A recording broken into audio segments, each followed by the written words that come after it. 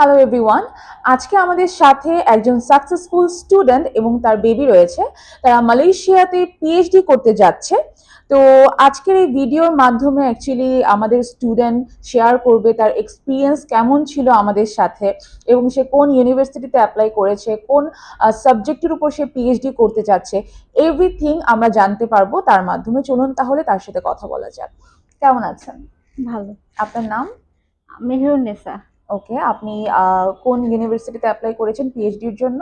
আমি জেনোভেসি ইউনিভার্সিটিতে doctor of business administration প্রোগ্রামে অ্যাপ্লাই করেছি। আচ্ছা, তো আপনি একটু আমাদের অডিয়েন্সদেরকে শেয়ার করেন যে আপনার এক্সপিরিয়েন্সটা কেমন ছিল গ্লোবাল অ্যাসিস্ট্যান্টের সাথে।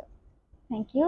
আমি বিএসসি ইঞ্জিনিয়ারিং কমপ্লিট করেছি ইস্ট ওয়েস্ট ইউনিভার্সিটি থেকে এবং এমবিএ করেছি নর্থ সাউথ থেকে। আর এরপরে আমার খুব ইচ্ছা ছিল আমি আমার মেয়েকে নিয়ে দেশের বাইরে যাব স্টাডি পারপোজে। তো এজন্য আমি বিভিন্ন এজেন্সিতে গিয়েছি, কিন্তু কোনোটাই আমার খুব ভালো লাগে নাই। আমি অবশেষে যেটা হয়েছে ফেসবুকের মাধ্যমে গ্লোবাল অ্যাসিস্ট্যান্টের একটা অ্যাড দেখতে পাই, যেটা দেখে আমার খুব ভালো লাগে।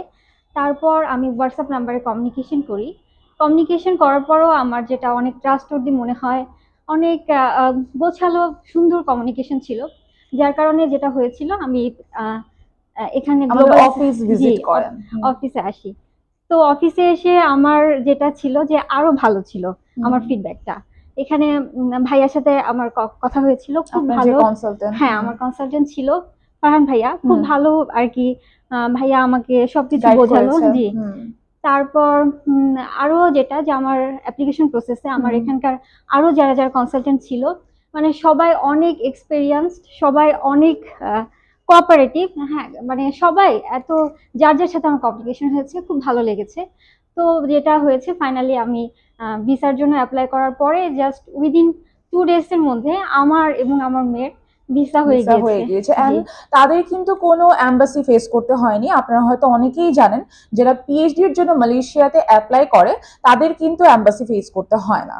আমি তোমাকে জিজ্ঞেস করব যে তুমি যখন জানতে পারলে তোমার আম্মুর মাধ্যমে যে তুমি মালয়েশিয়ার ভিসা পেয়েছো, তখন তোমার কেমন লেগেছে? আমি খুবই এক্সাইটেড এবং অনেক খুশি ছিলাম।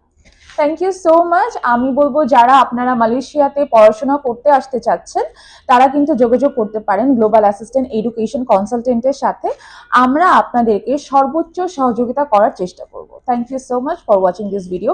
আর লাস্টে একটা জিনিস, আপনারা আপনাদের ভিসাটা দেখিয়ে ফেলেন যে এইটা হচ্ছে আপনাদের ভিসা। এটা আমার। ইয়া, থ্যাংক ইউ সো মাচ আমাদের এই ভিডিওটি দেখার জন্য। আশা করছি যে আপনারা যারা মালয়েশিয়াতে যেতে চাচ্ছেন, তারা ভিডিওতে দেওয়া নাম্বারে অথবা ক্যাপশনে দেওয়ার নাম্বারে আমাদের সাথে যোগাযোগ করবেন। আল্লাহ হাফিজ।